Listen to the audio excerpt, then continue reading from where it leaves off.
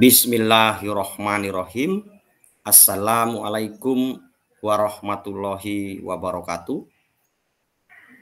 Saya Johan Kurniawan SPD, Kepala SD 1 Poncowati. Kali ini saya ingin menyampaikan kepada seluruh masyarakat, khususnya Kecamatan Terbanggi Besar, wabil khusus Desa Poncowati atau Kampung Poncowati, Terbanggi Besar, Yukum Jaya, dan sekitarnya, kepada seluruh orang tua siswa peserta didik SD Negeri 1 Poncowati yang saya hormati dan saya banggakan. Dan kepada anak-anakku semuanya peserta didik SD Negeri 1 Poncowati dari kelas 1 sampai dengan kelas 6 yang mudah-mudahan selalu dilimpahi, dirahmati oleh Allah Subhanahu wa Ta'ala. Kali ini saya ingin menyampaikan satu hal tentang sekolah SD 1 Poncowati. SD 1 Poncowati pada tahun 2020 hingga 2024, 4 tahun, akan menyandang sebagai sekolah penggerak.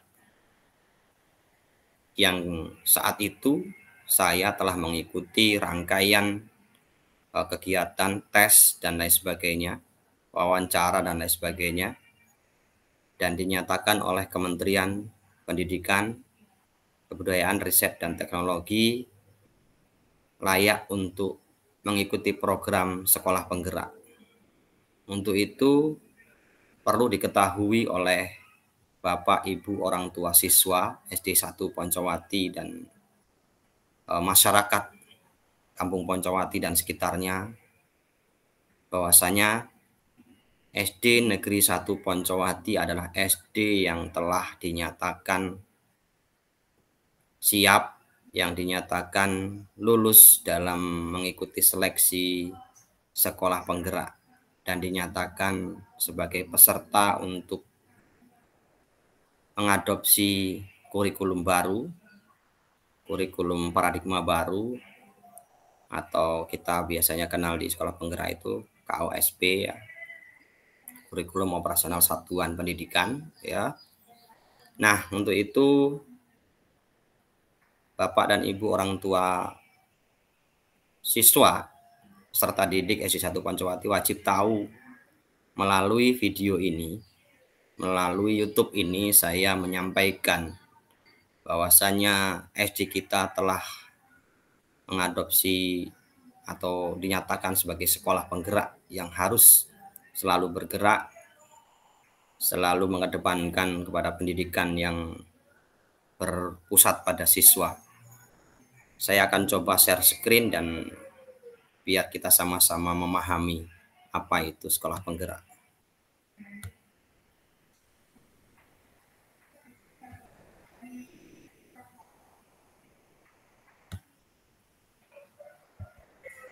Sebentar, ya. Kita akan coba, ya, saya akan uraikan apa itu sekolah penggerak. Kita mulai dari atas. Ya. Oke. Inilah. Nah, apa itu sekolah penggerak? SD 1 Poncowati telah berhasil masuk dalam program sekolah penggerak yang berikan kesempatan dari Kementerian Pendidikan, Kebudayaan, Riset, dan Teknologi. Apakah sekolah penggerak? Sekolah penggerak ada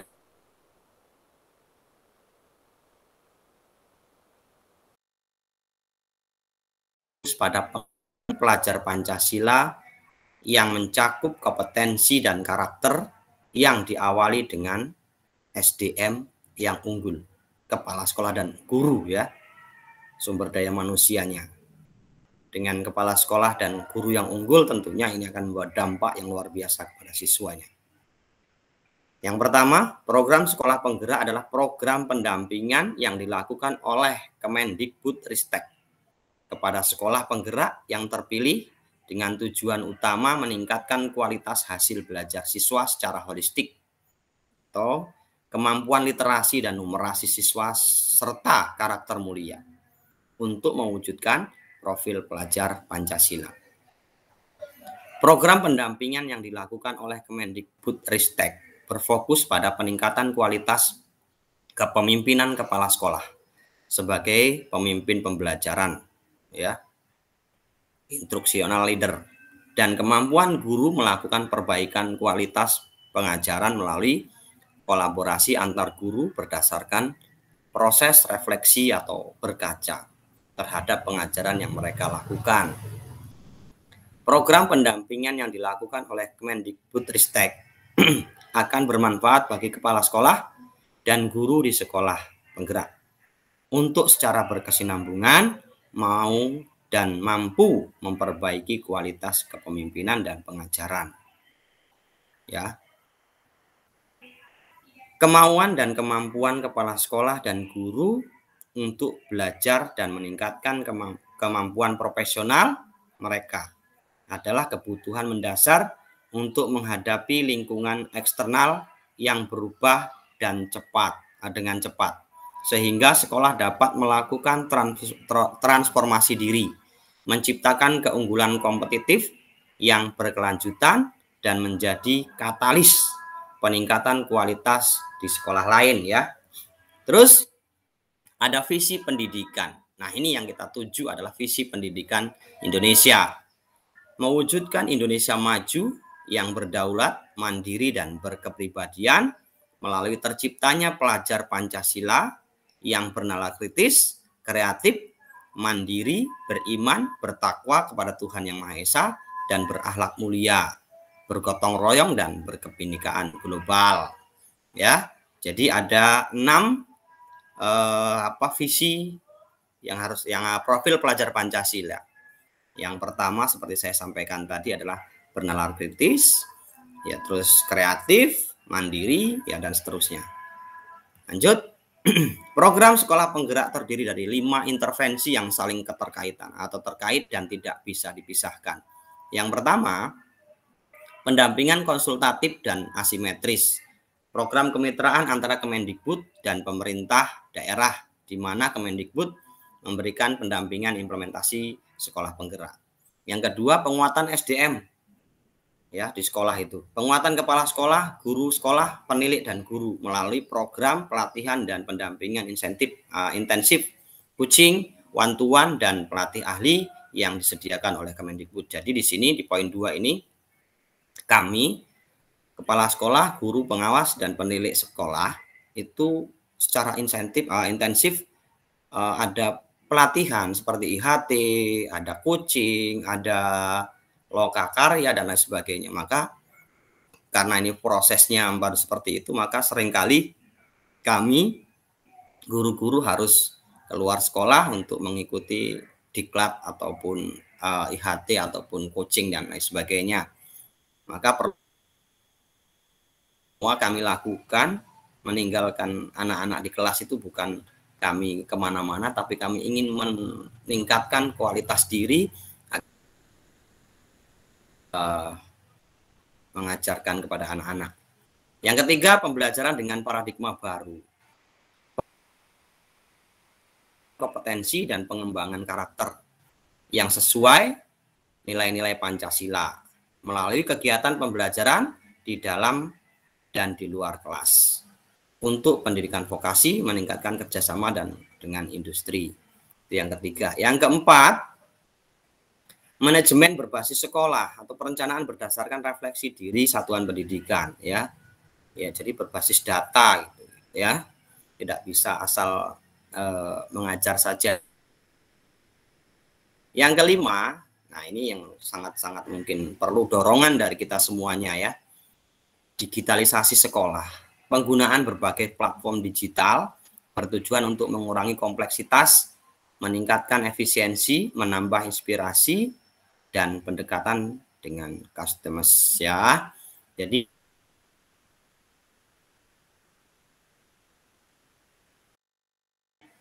akan digitalisasi, ya, bisa HP, bisa laptop, bisa Chromebook atau komputer atau yang lainnya, menggunakan platform-platform yang sudah disiapkan seperti ada program Merdeka Mengajar dan Merdeka Belajar di sekolah penggerak, tapi kita belum melaksanakan secara penuh karena memang kita butuh dukungan dari semua pihak, termasuk Bapak Ibu selaku orang tua peserta didik SD 1 Poncowati. Ya. Terus, nah ini penjabaran tentang pendampingan konsultatif dan asimetris ya.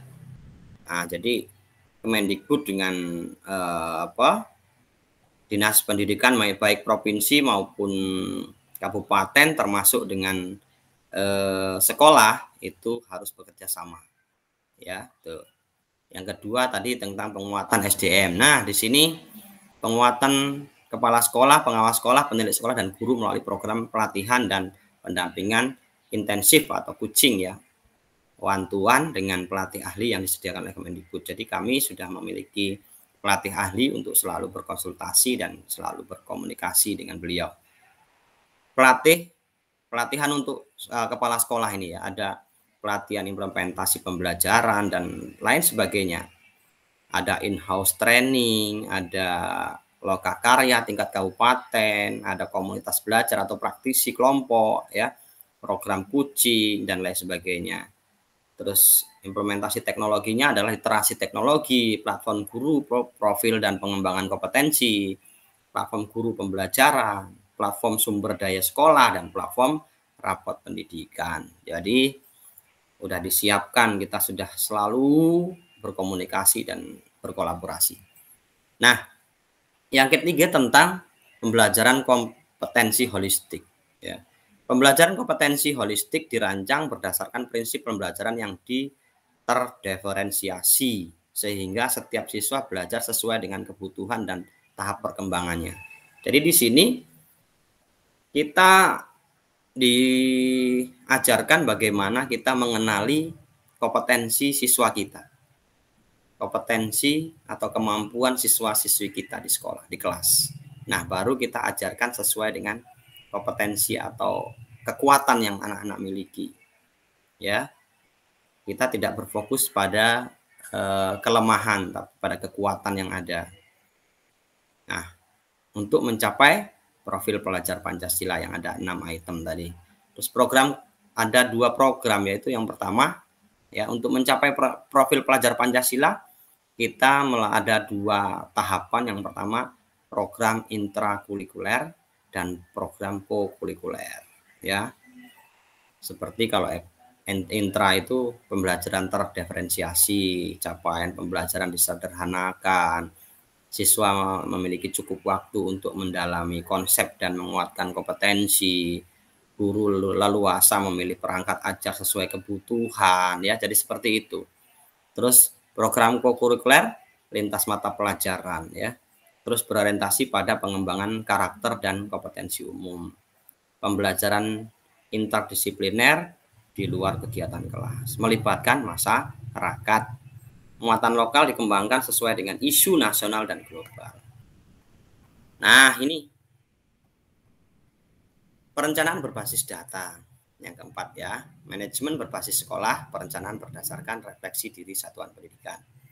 Yang pertama, kita dari laporan atau potret kondisi mutu pendidikan. Seperti apa SD 1 Poncowati?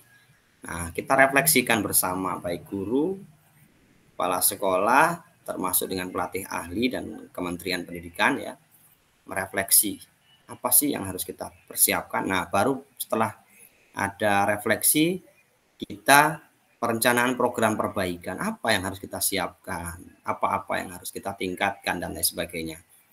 Terus pendampingan oleh UPT dan atau pelatih ahli. Jadi kita itu didampingi ya, perencanaan program itu didampingi langsung oleh beliau, pelatih ahli dan Kemendikbud ya. Nah, yang kelima, digitalisasi sekolah, penggunaan berbagai platform digital bertujuan mengurangi kompleksitas, meningkatkan efisiensi, menambah inspirasi dan pendekatan yang customized. Platform guru, profil dan pengembangan kompetensi, alat bantu guru untuk meningkatkan kompetensi melalui pembelajaran berbasis microlearning dan habituasi.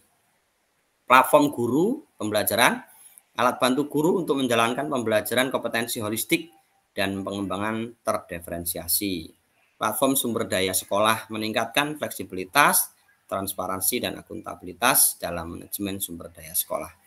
dashboard rapot pendidikan, memotret kondisi mutu pendidikan secara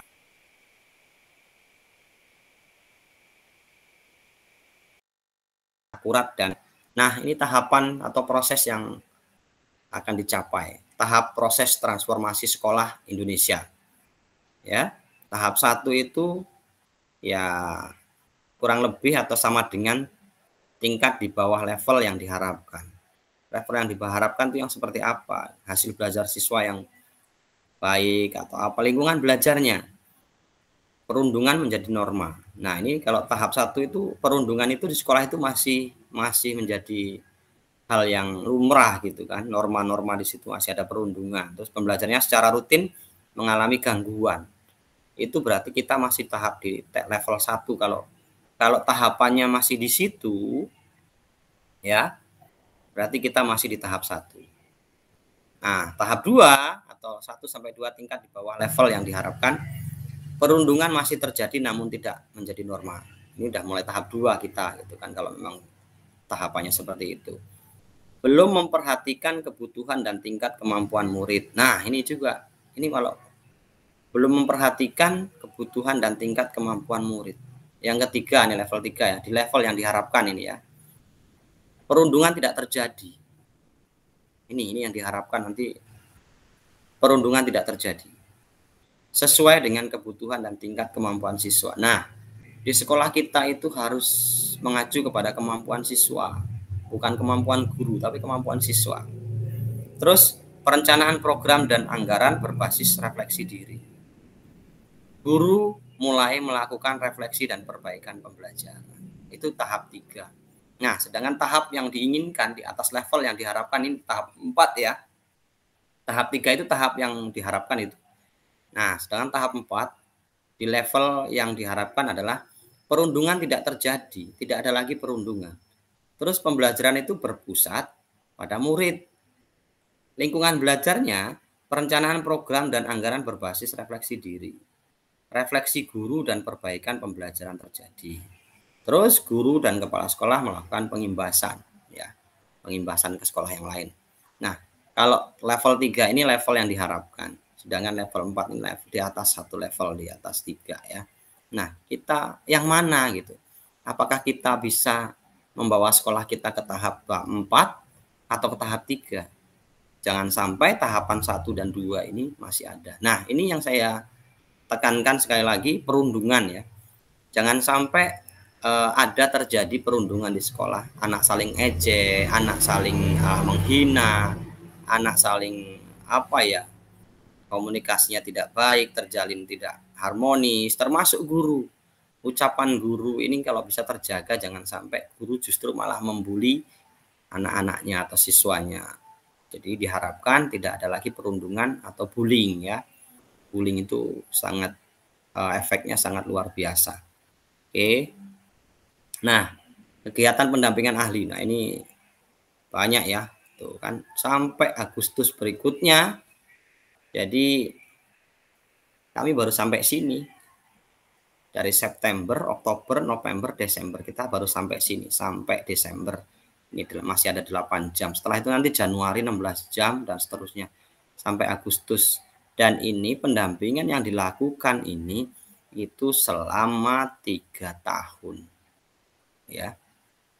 Selama 3 tahun insya Allah dengan adanya ini, pendampingan ini kita akan menjadi lebih baik. Untuk itu saya atas nama kepala sekolah dan guru mohon dukungan dari orang tua siswa ya. Supportnya, motivasinya, termasuk dukungan moral dan spiritualnya.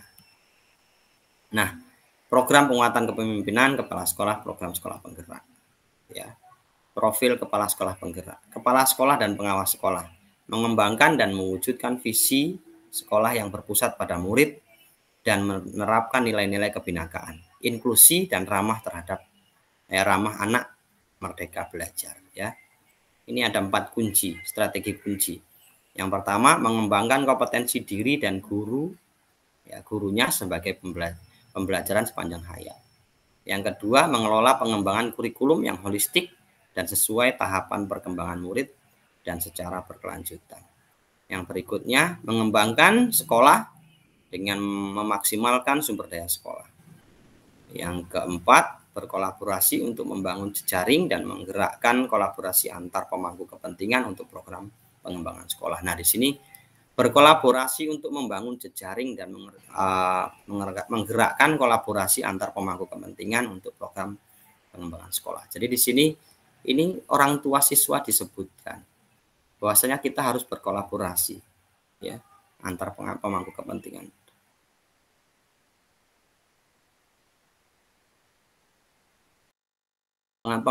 Termasuk orang tua siswa yang ingin anak-anaknya tentunya menjadi anak-anak yang sukses nantinya, kan seperti itu.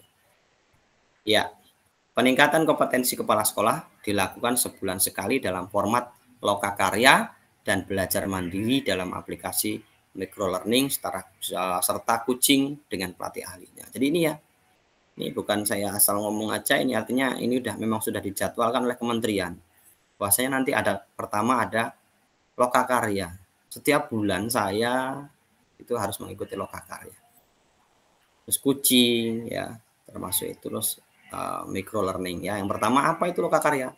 Mempelajari satu topik pengalaman diri, kolaborasi dengan rekan sejawat, menentukan aksi nyata, berbagi praktek baik dan refleksi.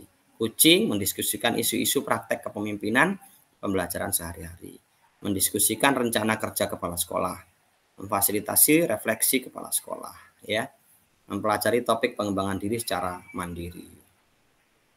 Nah, ini penjelasan lokakarya itu seperti ini. Nah, ini kan ada lokakarya itu di tahun 2021-2022 ini sampai 8. Ini baru di tahun 2022.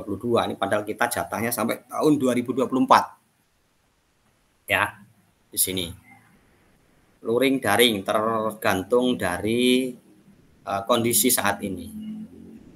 Saya baru masuk ke loka karya 1, loka karya 2 belum. Ini masih nunggu jadwal. Ya, ini ada 8 atau 9 lah dengan loka karya 0, 9 kali loka karya. Nah, komite. Nah, juga sama ya, penjelasan tentang penguatan komite sekolah. Sasarannya kepala sekolah, pengelola sekolah. Selain dari loka tadi saya masih harus mengikuti ini dan guru-guru juga sama gitu ya. Nah, ini forum kepentingan. Ya, nih kita termasuk dalam forum kepentingan. Ini peran pelatih ahli. Ini Pemda, pemerintah daerah, ini pengawas sekolah, ini UPT ya. Terus ini ada murid, ada komite orang tua ya, komite atau orang tua siswa. Ini ada perwakilan dari komite pembelajaran dan ini ada kepala sekolah. Kalau ini tidak berkolaborasi, maka ini tidak akan terjadi yang dinamakan merdeka belajar dan merdeka mengajar. Untuk itu saya mohon kepada seluruh orang tua siswa peserta didik SD 1 Poncowati untuk kerjasamanya. Dalam waktu dekat saya ingin mencoba untuk membuat sebuah paguyuban kelas ya. Paguyuban kelas ini gunanya untuk menentukan arah-arah kebijakan. Saya akan mencoba memberikan waktu untuk berkolaborasi dengan orang tua siswa, dengan komite orang tua ya, tentang bagaimana penerusan atau mau dibuat seperti apa kelas itu, mau diberi ruang seperti apa gitu. Jangan sampai orang tua tidak dilibatkan dalam pembelajaran ini. Dalam pembelajaran ini ya, orang tua itu harus kita libatkan, tidak bisa kita biarkan begitu saja. Karena pendidikan tanggung jawab guru, orang tua dan siswa itu sendiri termasuk lingkungan. Maka di sini kita harus bangun komitmen itu. Tidak dari orang tua tidak hanya menyerahkan ke guru atau guru terus akhirnya menyalahkan orang tua, tidak, tapi mengkomunikasikan. Saya mengharapkan itu. Paguyuban dibangun bukan untuk hal-hal yang negatif, tapi untuk yang positif. Kendala-kendala yang dihadapi siswa akan dapat termonitor akan mendapatkan pengawasan dan akan mendapatkan solusi untuk kita tingkatkan ke depannya seperti apa. Ya. Lanjut. Nah, penjelasan teknis forum kepentingan ya. Pemangku kepentingan juga ada ini nanti. Jadi ada sasarannya siapa? Dinas Pendidikan, LPMP, terus L2KS, Komite Pembelajaran ada 3 orang, perwakilan orang tua ada 1 orang, perwakilan tokoh masyarakat juga ada 1 orang. Siswa untuk jenjang SMP atau SD, SMA itu ada 1 orang juga. Ya, demikian untuk paparan sekolah penggerak yang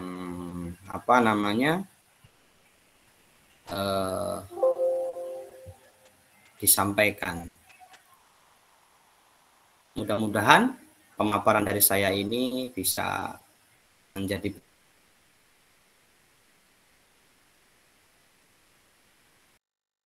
untuk Poncowati lebih baik dan lebih maju. Itu saja dari saya. Saya akhiri. Billahi taufiq wal hidayah. Wassalamualaikum warahmatullahi wabarakatuh.